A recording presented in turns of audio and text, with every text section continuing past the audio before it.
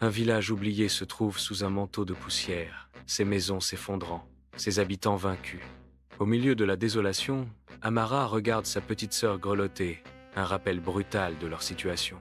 La petite sœur tremble, son petit corps luttant contre le froid qui s'infiltre dans leurs os. Les yeux d'Amara brûlent d'une sombre détermination, un vœu silencieux contre le désespoir qui les entoure. L'air est lourd d'un désespoir, un poids palpable sur le cœur des villageois. Dans la pièce misérable, une faible bougie perce à peine l'obscurité.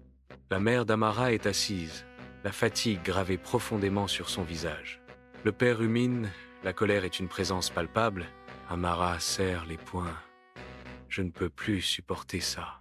Dans la bibliothèque abandonnée, des particules de poussière dansent dans la faible lumière alors qu'Amara commence son exploration. Ses doigts parcourent les dos des livres en décomposition, chaque contact libérant des nuages de poussière. Elle découvre un ancien grimoire, dont les pages jaunies laissent entrevoir un savoir oublié. Alors qu'Amara ouvre le grimoire, l'air s'épaissit et un léger parfum d'encens et de décomposition emplit la pièce. Ses yeux s'écarquillent alors qu'elle lit les mots interdits, le prix du pouvoir mis à nu. Avec une résolution glaçante, Amara chuchote. Le prix, le sang des siens. Je suis prête. Dans la sombre atmosphère d'une maison éclairée à la bougie, une jeune femme murmure des mots qui défient l'ordre naturel. Son visage, marqué par les traits durs de la famine et du désespoir, reflète la lumière vacillante. Les ombres dansent comme des esprits malveillants, tordant la réalité dans la maigre lumière. Le vent hurle une complainte funèbre, une symphonie glaciale de désespoir. À peine audible au-dessus des lamentations du vent, Amara murmure « Je dois trouver une solution, pour nous tous ».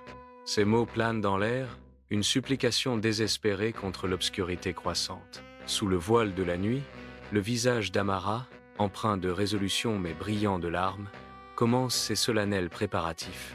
Ses frères ivres sont allongés près d'elle, inconscients de l'ancien rituel sur le point de se dérouler. Avec des mains qui tremblent mais restent fermes, Amara lève le couteau rituel. Avec des gestes précis, elle verse leur sang dans le cercle, un acte de sacrifice et de désespoir. L'air s'épaissit d'une odeur métallique, un parfum de conséquences et de changements irréversibles. Un murmure s'élève, un écho spectral répondant à l'acte fatidique d'Amara. Au cœur de la nuit, Amara berce sa petite sœur, ses larmes silencieuses témoignant de peurs inexprimées.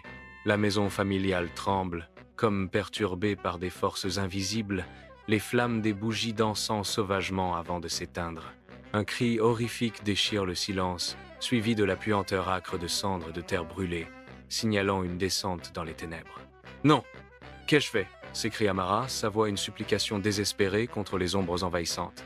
Les derniers mots du rituel restent inachevés, sa voix se brisant, tandis que l'obscurité resserre son emprise. Amara est entourée d'une obscurité menaçante. Dans les ruelles sombres, Amara erre, perdue dans les ombres et les murmures. Le faible clair de lune perce à peine les nuages, projetant une lueur étrange autour d'Amara. Les ombres dansent autour d'elle, se transformant en visages hantés de ses frères et sœurs. Un murmure glacial résonne dans la ruelle, éveillant ses peurs les plus profondes. « Laissez-moi tranquille, je n'ai rien fait de mal. » She pleads into the darkness, her voice trembling. Son isolement s'intensifie, entouré des formes spectrales de son passé, tandis que la ruelle semble se refermer sur elle. Dans la maison délabrée, Amara cherche refuge, ses yeux reflétant la peur et l'épuisement.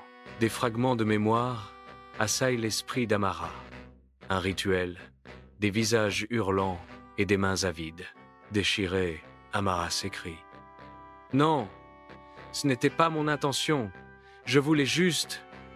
le pouvoir. » Les murmures s'intensifient, poussant Amara au bord de la folie.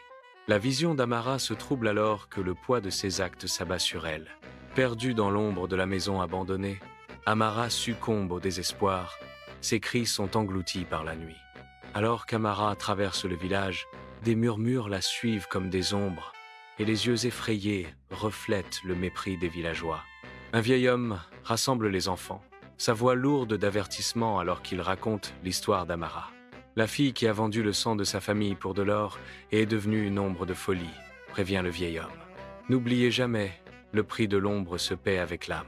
Amara s'arrête, le poids de leurs mots s'abattant sur elle, mais des profondeurs de son désespoir, un sourire fou émerge. Un rire obsédant résonne dans le village, se mêlant au murmure des ombres tandis qu'Amara embrasse sa folie. Son rire persiste, un rappel glacial du prix des ombres, tandis qu'Amara disparaît dans les ruelles sombres.